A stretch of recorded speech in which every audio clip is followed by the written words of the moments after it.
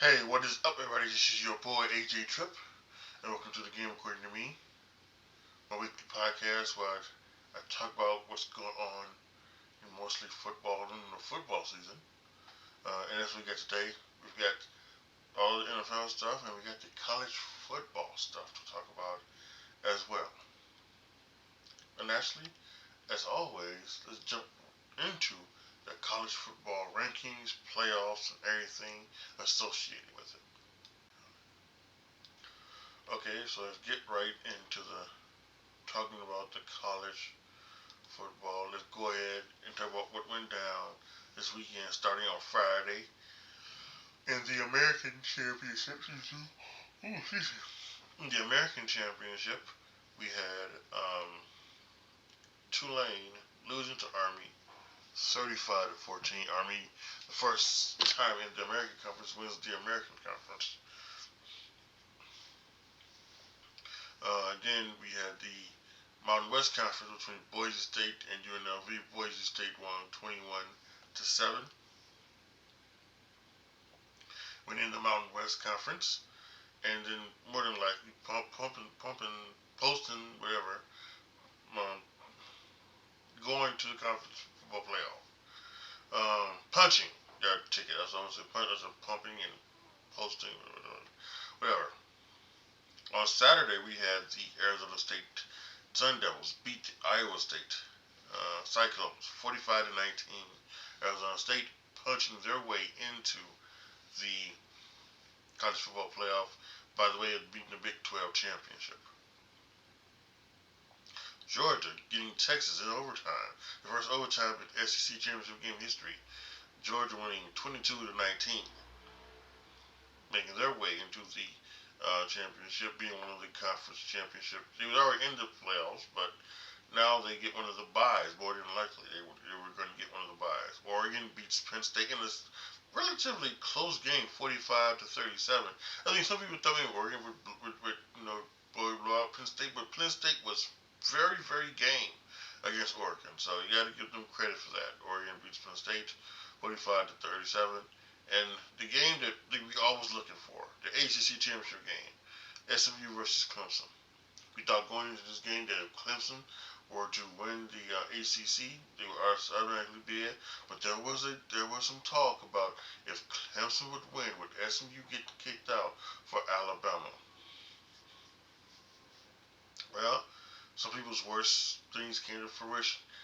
Clemson did beat SMU on a last second 56-yard field goal, 34-31, making Clemson the having an automatic spot into the college football playoffs. So then, what does that mean for SMU? Well, posted to Sunday, and let them doing the college football show and everything like that, and do it and everything like that, and they did it perfectly. They did it how they should have done it, especially the way that it's gonna come down to SMU and Alabama. Um, Oregon being the only undefeated team in the nation, being number one all rankings season long in the rankings, was no doubt going to be the number one ranked team again and the number one seed. They get one of the byes. By way of Georgia beating Texas, Georgia jumped to number two, being the number two ranked team and being the number two seed in the playoffs, giving them a bye. Boise State was the third. There was some talk about Arizona State jumping over at Boise State. No, that wasn't going to happen. Boise State, by winning the Mountain West Conference, again the numbers, even though they're ranked ninth, was the third ranked conference champion, as rated champion, giving them a bye. And Arizona State, ranked 12th in the rankings, but the fourth highest conference champion was meaning that they would get the last bye in the first round. So Georgia, Oregon, Boise State, and Arizona would get buys in the first round. Clemson, being the fifth highest ranked championship team, conference champion, is also gets an automatic bid into the playoffs. Now, since that Clemson was not in their top 12, they were ranked 16th. They will automatically get the 12th seed in the college football playoff. So now, where does everybody? Oh, sorry. Well, so let's go back up. Um, Texas, being the highest ranking team, not a championship team, got the 5th seed. Penn State was next, getting the 6th seed. Notre Dame was next, getting the 7th seed. Ohio State was next, getting the 8th seed. Tennessee being next at the 9th seed, meaning Ohio State and Tennessee would play. Indiana getting the 10th seed, meaning Indiana and Notre Dame would play. Now, this is where it came down to. Who was going to get that 11th seed? Was it going to be SMU or was it going to be Alabama?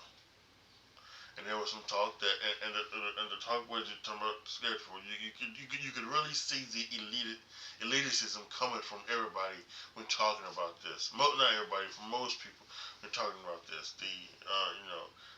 Nick Saban's and everybody else talking about the strength of schedule and who you play. Must mean something. Well, maybe, but I think what's more important is who you beat and who you lose to. It's better to beat nobody than to lose to nobody. And that's what Alabama did. Not only did Alabama lose to nobody, with all due respect to Vanderbilt and to Oklahoma, to 30 and by 30 some odd points to Oklahoma, they lost to nobody, and they lost at the wrong time. You lost at the end of the year. People may remember I was absolutely upset and just beside myself that Notre Dame lost to Northern Illinois the second week of the season. I was absolutely incredulous about it. People remember on this podcast, I was incredulous about it. Because I thought that was going to ruin their chance of making the playoff. Now, I discounted for 2 things. Well, actually 3 things. One, how Notre Dame stepped up after that. That's the first thing. They, for the most part, just put it on teams. They whooped teams' ass after that. They score 40 and they allow their team to score 20. It was blowouts. Blowout after blowout after blowout. So that's one. 2, how early the loss was. This is only the second week. The Notre Dame still had a chance to, as long as they took care of business in each game like they should have, and they did, they still would have had a shot to make the college football playoff. That was that. And number 3, just how, because of the SEC, just like gobbling each other up. I mean, if you just look at the rankings, in the top 25, Georgia, Texas, Tennessee, Alabama, Ole Miss, South Carolina, Missouri. That's 7. 7 teams in the top 25. 7 in the top 20. Because Missouri's ranked 19th. And they ate up on each other. Texas beat Alabama, but didn't beat Georgia. And then Alabama beat Georgia, and Tennessee beat Alabama or something like that, or whatever. So it was just Ole Miss and South Carolina, teams they were losing to. So they beat up on on each other, causing things to fall out, including Oklahoma.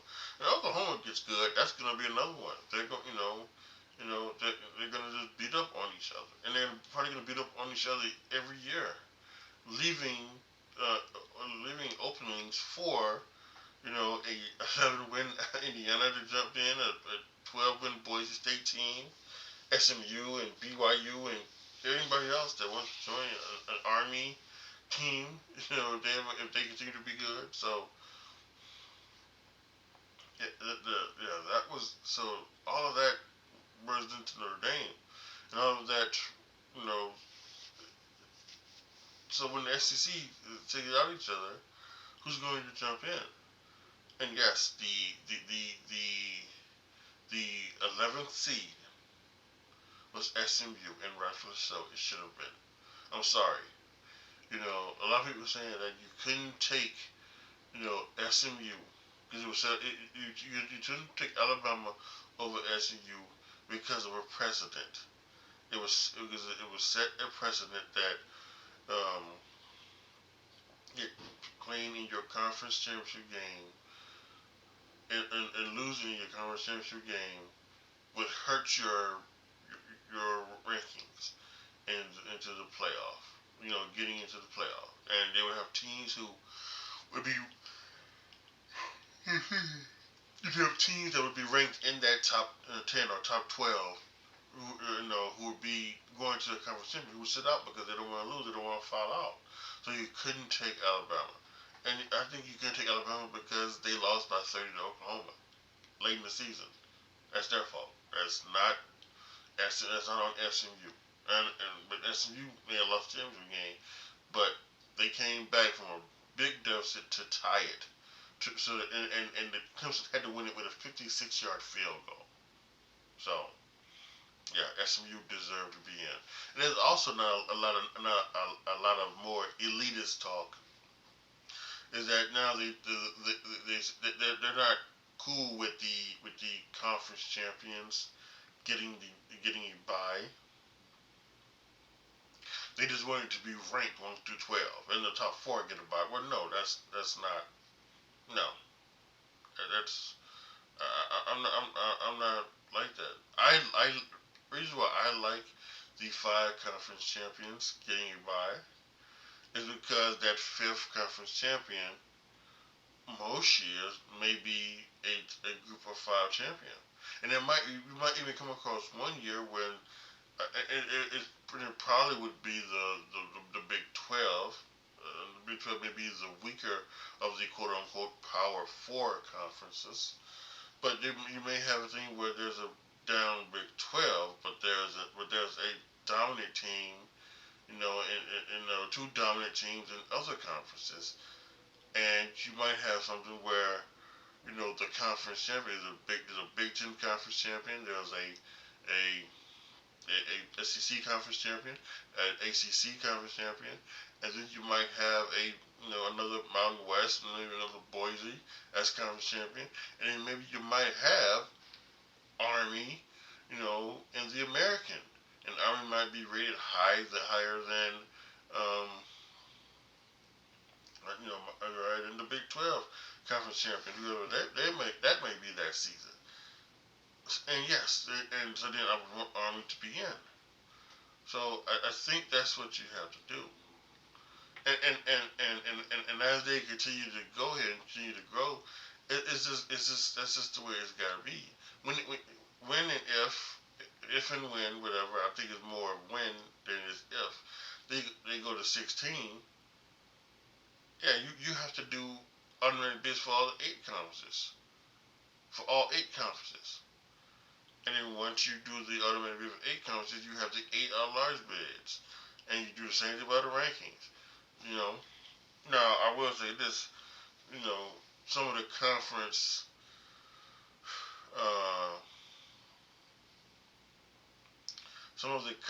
champions may not be ranked, and that may be a thing. But you maybe what you have to do is just say all of the ranked conference champions get a bye.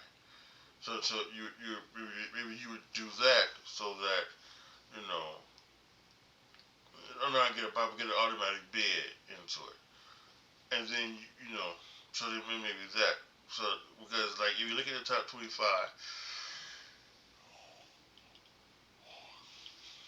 because we talked about, there's, Big Ten, SEC, ACC, Big 12, Mountain West, and the American. Those are the conference champions representing here.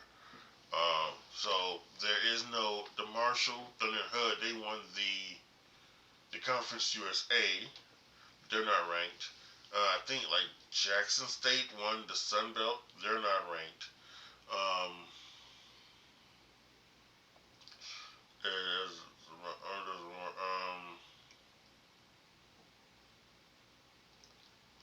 what's the other one? The MAC. The MAC conference winner is not here. Yes, and that's there you go. Those are the 8 conferences. Yeah, and that's the 8 conferences. So maybe if you want to say, okay, the ranked conference champions, get an automatic bid 1 through 5, and then the other at-large bids come in, by how they're ranked. I think that's fine for a 16-team playoff. I would be okay with that, but you gotta have the conference champions in there.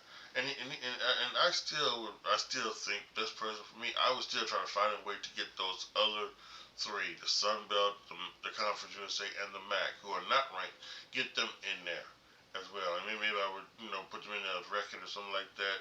Maybe you do something where, okay, if you're ranked, you get the automatic bid, how you're ranked, and you get the higher seeds, right? If you're a conference champion and you're not ranked, you get the lower seed. You get the 10th, the 16th, 15th, yada yada. You would get those seeds. So maybe you would do that, and then still fill up with the 8 automatic, 8 other at-large spots. But yeah, you have to keep the conference champions in, because the conference champions has to mean something. Because if you never get the first year in the playoff, there was no conference champion. Should get in the Big 12 between TCU. I think it was TCU and Baylor. And people were talking about, was it one of those 2 things? But it had to be Ohio State jumped both of them, because Ohio State had a conference game against Wisconsin and blew out Wisconsin and jumped both of them. And everybody was bitching about that. So the conference, and every time a conference champions must mean something. So you have to keep the conference champions getting an automatic bid. However you update the college football playoff, you have to do that. So now let's take a quick look at the matchups. Number 5 Texas and number 12 Clemson. Clemson being the ACC champion, Texas being the 5th seed, being the highest non-ranked team, getting the 5th seed. I think that's a good one. I think that's a very interesting game. And it should be a pretty fun one. You're gonna get matchups that you that you may not get in the regular season, but you're now getting out of college football playoff, and I think that's good. Like you get them in bowl games. So I think this is absolutely excellent. And by the way, these first round games are on campus. So number 12 Clemson would be going to Texas, to play in Texas. And that's also going to be changed too, as we are heading into December, the colder months. Some of the coldest cities are going to have it. Penn State, let's actually go there right now. Number 6 Penn State will be taking on 11 SMU, and James Franklin has already been talking about hoping for snow, hoping for a weather game, hoping for a white, so going to be a whiteout, in the stands, hoping that they'll get some white on the field. Things like that. And I think that's good as well. Playoff games played in the snow in college football, in the weather, including weather. That'd be great. Can SMU go there and handle it, or would they get froze out? And this is one thing I don't want to hear. You heard this about Florida State last year when they took on Georgia in one of the bowl games, and Georgia just, you know, just stole their clothes and left them, high and dry.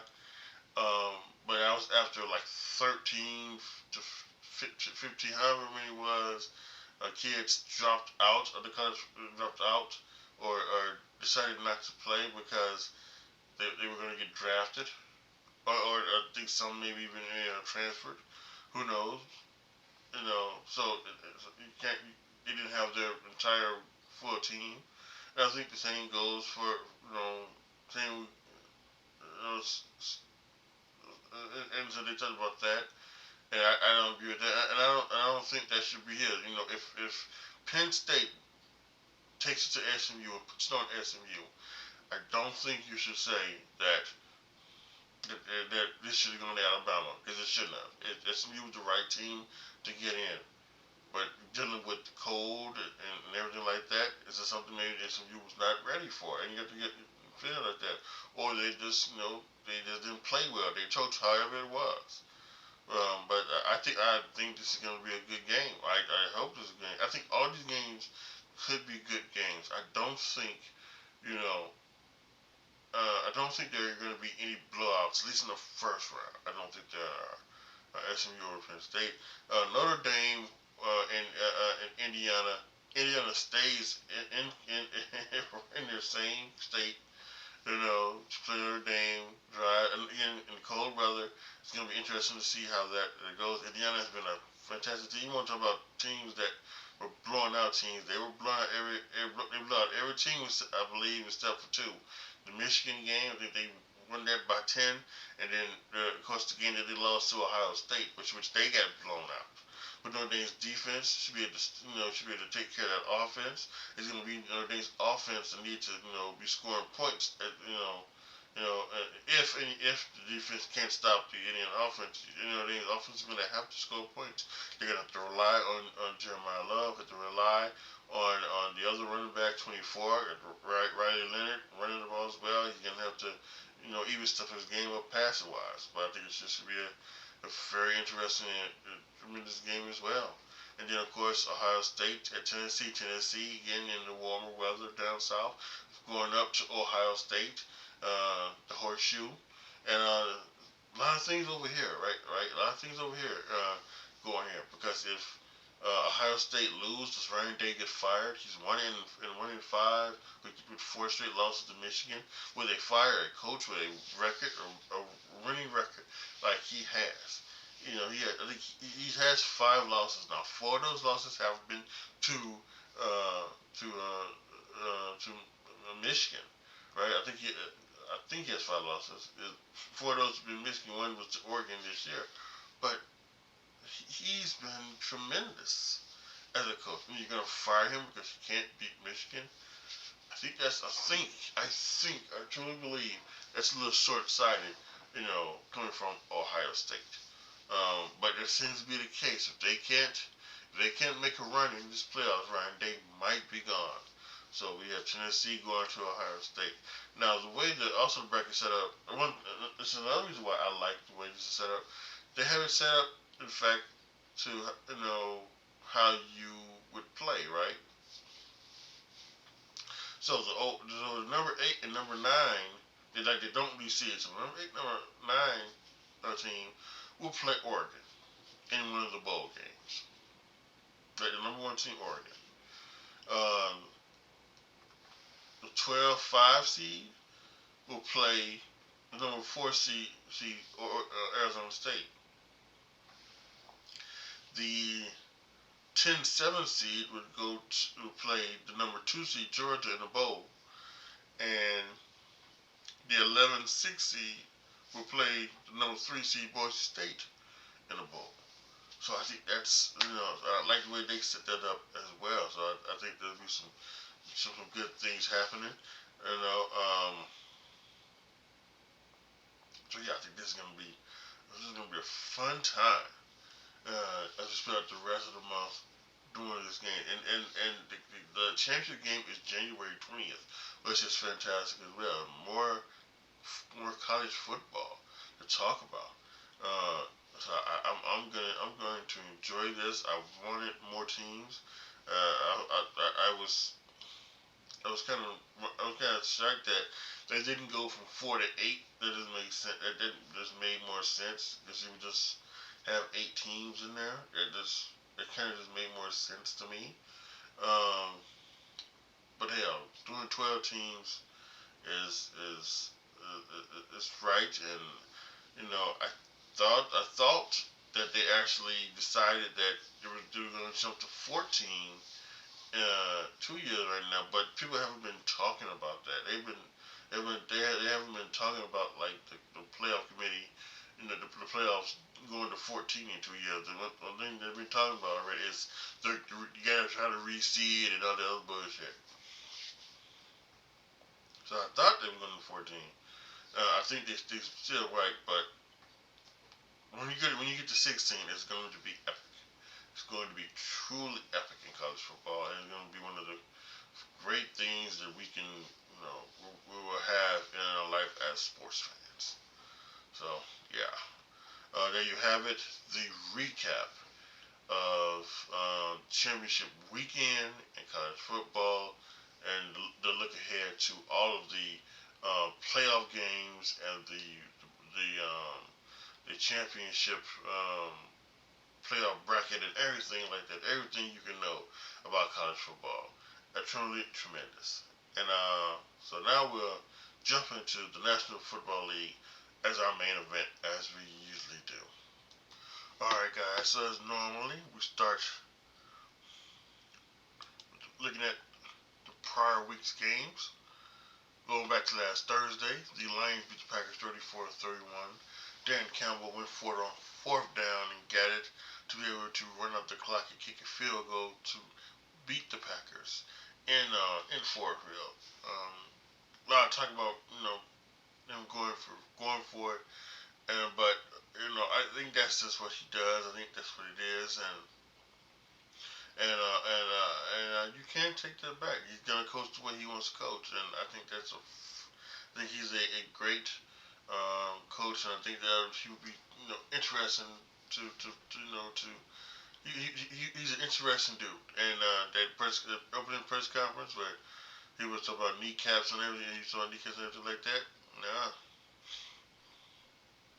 yeah, he's become a really good coach, really good coach.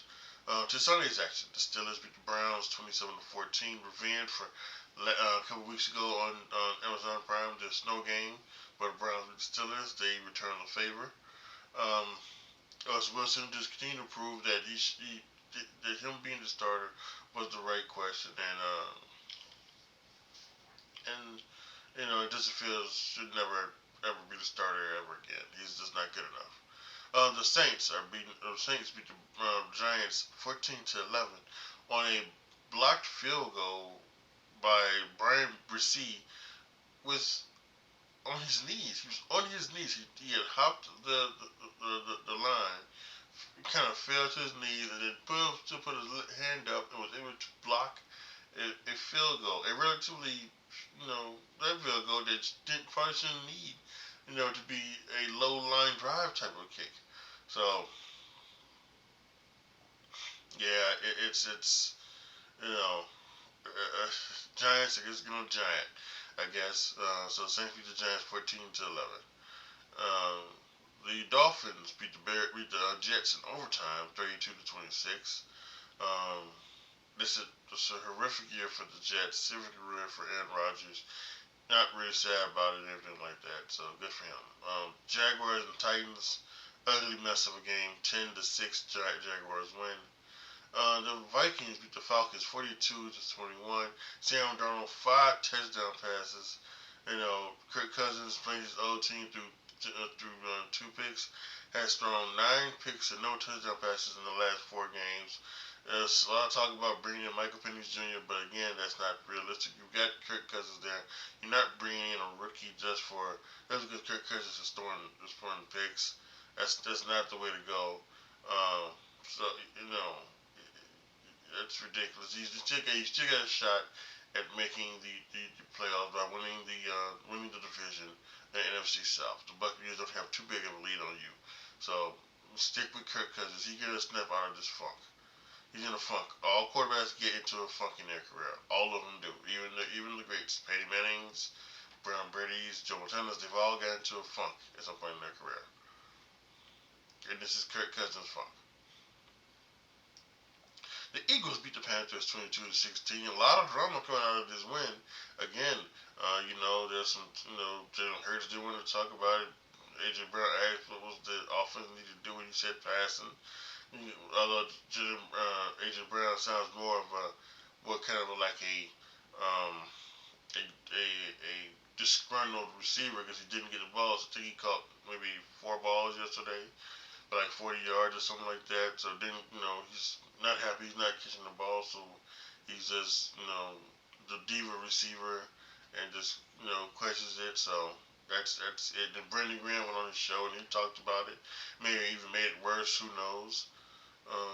With all of that stuff there. So that's going on in Philly. But while the Panthers, even though they're losing, they are being in this game. And Bryce Young is playing very well since he's come back into the game.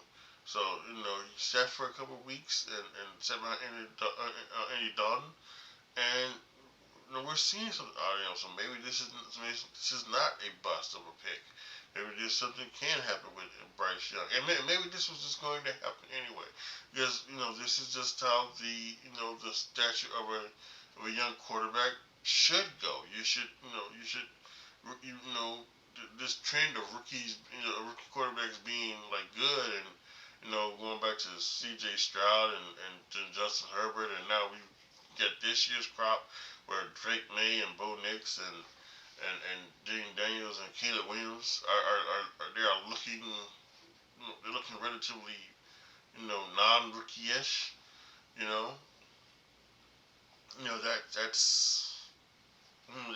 the exception to the rule, and it's gonna take maybe 2 to 3 even 4 years for a quarterback to where he hits his limit. And this is what happened with Bryce Young. He's come back in and doing the same thing. So you can say the same thing about the coach and Anthony Richardson. So, but yeah, very good to see Bryce Young, getting back into the scheme of things.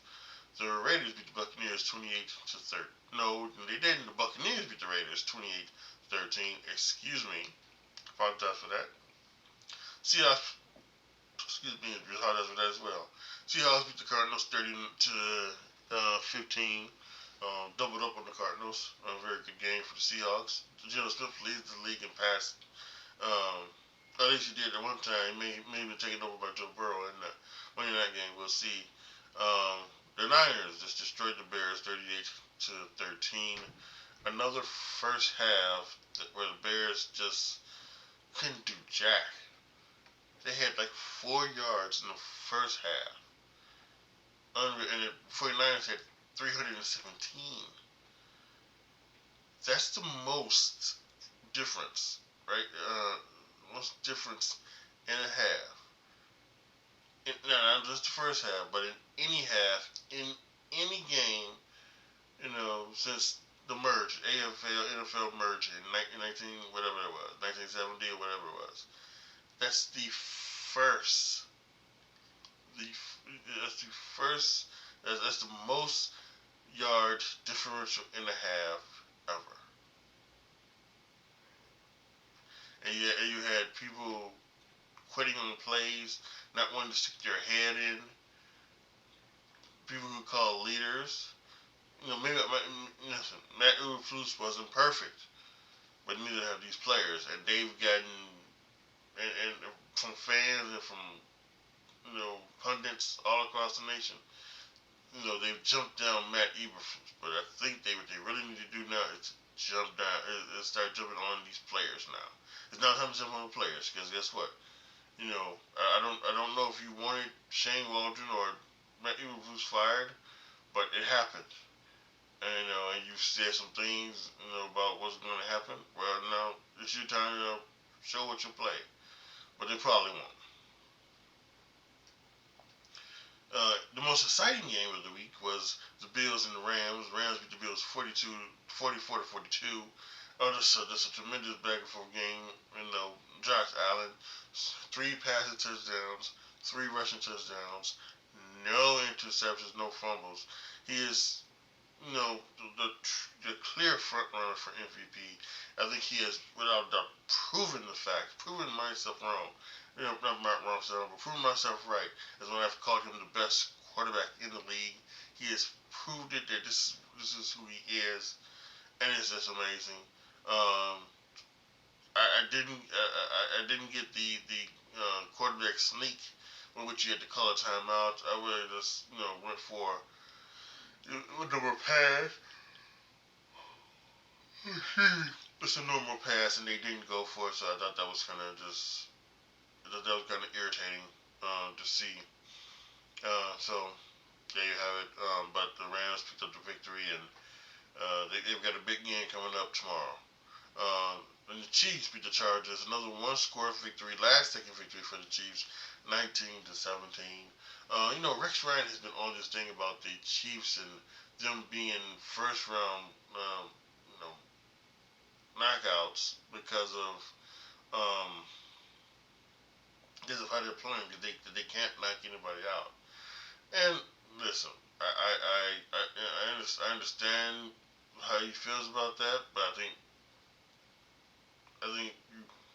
to take those guys. There's the three-headed monster, Andy Reid, Patrick Mahomes, and Travis Kelce. I don't think they're going to, be a one and done in the NFL playoffs. I just don't think that's gonna happen. So,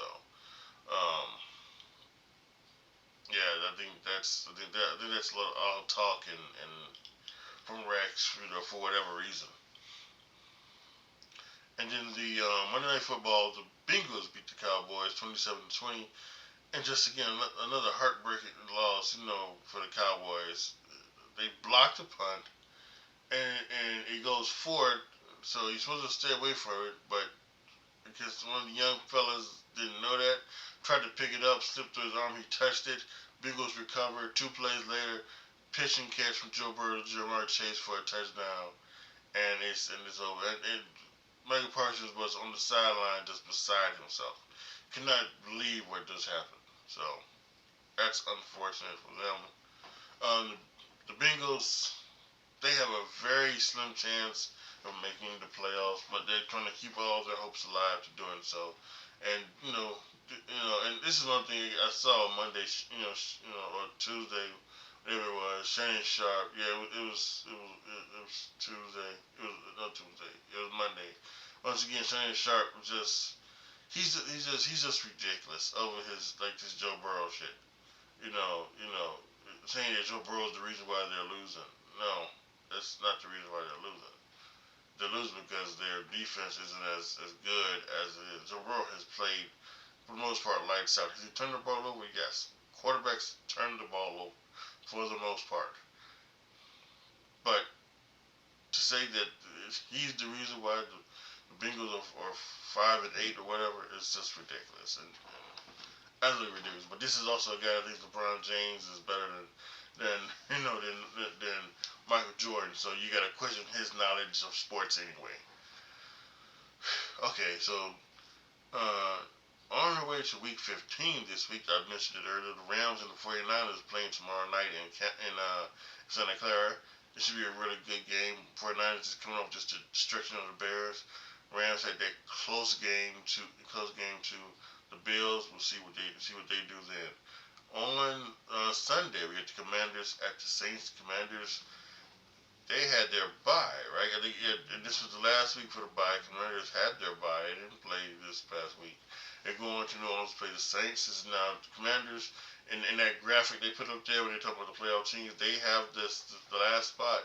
This is now where you have to hold on to it and to try to make a playoff run. Chiefs at the Browns. Listen, this is why should we think this is going to be anything less than a close game? Because that's what they showed. unless Jameis just completely bombs out those like 5 interceptions, and they get a couple of run back for touchdowns like it was in Denver. Otherwise, I think this is gonna be another close game, another close one for the Chiefs. The Bengals are at the Titans. We just talked about the Bengals. Still won't have a shot at the playoffs. This is a game that they have to win to do so. The Dolphins are at the Texans. Really tough game here. The Texans had their bye as well, I believe. Dolphins coming off their win against Miami. So now you need to, this is a must-win game for both games. Texans need to stay on track for the NFC South and the Dolphins. They want to get back into the playoff mix as well, along with the Bengals. So for that sake alone, you have to win this game. The Ravens at the Giants, and this should be a um, down. This should be a game for the Ravens where they should take care of business, against the Giants pretty easily.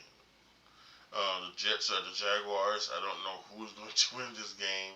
I don't know, but I think that this is one of those things where it's a game of pride for both teams. Just go out there. If both teams go out there play excellent, no matter who wins, that's something that you can look forward to and say, yes, we gave it our all. And it'll be good to see. The Cowboys at the Panthers. We talked about the Panthers stepping up, playing very well since Bryce Young come back, and the Cowboys, they're probably truly out of it now because of that loss, and you have to wonder if this would now do maybe what happened with the Bears. That heartbreaking loss for the Bears to the Commanders on the Hail Mary seems to just have destroyed this team. They just can't get out of the dumps. So it's either this what happens to the Cowboys get out of the dumps with their loss, or can they strap it up, put a good game together, and beat the Panthers? The Buccaneers are at the Chargers. Game thing that you suggest, the Chargers are they want to jump into this into this playoff. They gotta the Denver Broncos are ahead of them, so they want to do that. And the Buccaneers are still going to keep pace ahead of the Atlanta Falcons. So they got to try to win this. This is a great slate of games. The Colts at the Broncos. We just talked about it. The Colts they have a. I don't think they can become a wild card, but they can win the division, I believe, if they win out, and then have some things happen with the Texans. So we'll have to see about that. But you got to play the Broncos, whose defense has been incredible this year, and Bo Nix has kind of proven that he's been. I think actually he's been the best rookie out of all of the rookies this year. Rookie quarterbacks who have started more than most of the games this year. So I think he's been the best one. So he is becoming really quick. Like a young player in this game, and it's really good fun to see. The Patriots are at the Cardinals. The Cardinals want to keep pace in that NFC West. They have to take out the Patriots. And the Patriots, this is again Drake may just keep doing what you're doing, keep learning, keep figuring out things, and become a player. The game of the week, it's got to be the Bills at the Lions. This is gonna be good. This is gonna be so effing good. And it's last time the Bills played the Lions, they played on Thanksgiving a few years ago, and the Bills won on a last second field goal. But that was a different time team. This is a D-line team where they are stout. They have a lot of defensive injuries and things like that. Makes you think that Bills should be able to take advantage of this situation, but you thought the Packers would have well, and that didn't happen. So it's going to be interesting to see, what happens in this game. It's going to be a fun watch. The Steelers at the Eagles is going to be another fun watch. The Steelers have a good run defense, and of course we know the Eagles have a tremendous run offense. But this drama that happened this week in Philadelphia, was that do something to the Eagles' streak of winning the last 6 or 7 games that they have? Or will they be able to overcome that and put it on the Steelers defense? And can Russell Wilson continue to cook in that Pittsburgh offense? It's a lot of good questions that are asked. They'll be answered on Sunday. Packers are at Seahawks on Sunday Night Football. That should be very good. That should be a very good game as well. Again, you got two teams trying to stay with the division. Stay with the division. Packers are at 9 wins, but the Vikings have 11, I think, and then the Lions have 12. So they're trying to get the double digits to keep ahead. They still have a shot at winning the division themselves. Um, Even though the Lions have beat them twice, still, Lions lose out, Packers win out, they can still do it. And they have another game against the Vikings coming up as well to to avenge that loss to the Vikings earlier this year. And the Seahawks is such a jumbled with all four teams in the NFC West still have a chance. And so they need, but the Seahawks on top right now, so they need to try to distance their lead in the NFC West. And two Monday Night Football games this week. Um, Bears are at the Vikings. This is just this is, I'm not even sure what my Bears are going to do. I'm not sure. For the Vikings, it's simple. You have to just continue on. The Bears may give you a good showing like they did down here when they came to Chicago a month ago. But this is a game that you have to win to keep up in the thing, to keep up in the division, to keep pace with the Lions as well. So you want to keep pace with the Vikings. Vikings have to win this. Second Monday Night Football game are the Falcons at the Raiders. Yeah, I mean the Raiders. Aiden O'Connell had a bone bruise. He's going to be out for the game. Uh, this is a game that the Falcons has to win without question. You can't go into Las Vegas and lose again.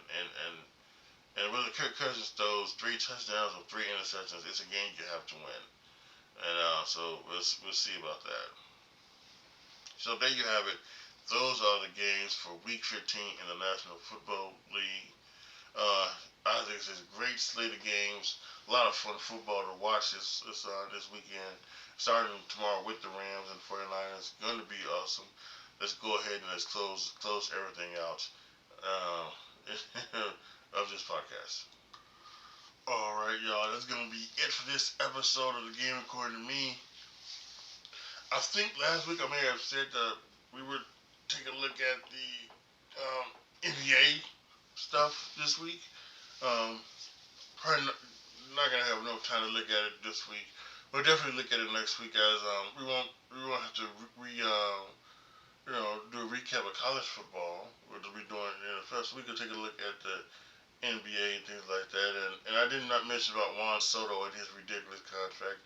And 15 years, $755 million contract, whatever. So that's just it what it is. So we'll wait and see what happens. But yeah, again, just so happy we got the college football playoff. And NFL's heading down the stretch as well. So this is gonna be some good. This is gonna be a good month, I think, of sports landscape. So we'll talk about it, on the next show. Please, if you're watching this on YouTube, please like the video and share the video and subscribe to the channel. If you already haven't, and if you're listening to this wherever you find your favorite podcast, thank you. Why don't you do a favor and rate this podcast or share this podcast, leave a comment on this podcast, do whatever needs to be done, in that sort of way. If you have the ability to support this podcast, there's many ways. There's a couple ways you can do it. One is by joining my Patreon, patreon.com/AJTRIP. Once I hit a certain amount of patrons, you will be able to determine what you get on my Twitch channel. Video games I play, I have to have the video game. What we talk about on my YouTube channel, youtube.com/AJTrip20, or what we talk about on my new podcast starting up in January, the AJTRIP show. Going back to YouTube really quick. If you're a wrestling fan, I think you're gonna want to go over there and subscribe and click the bell and everything like that, because there's gonna be a lot of wrestling content coming out the rest of this month. We've got I got some top 10 lists. Got an award show for the WWE. I think you're going to enjoy it. Another way to financially support this podcast is to do it on the Spotify website, which is down in the description box down below. You can go there, and there's 3 tiers. There's 99 cents. There's $4.99, and there's $9.99. So, along with the free way to support the podcast, again, like I mentioned, of the rating of the podcast and sharing it on your social medias. I, the fact that you would want that you just listen to this podcast is a fun is something that I appreciate so much. You have no idea how much that means to me, and I think each and every person that does listen to this, thank you very much. As always, be good to each other, y'all. Be careful out there, and I am out.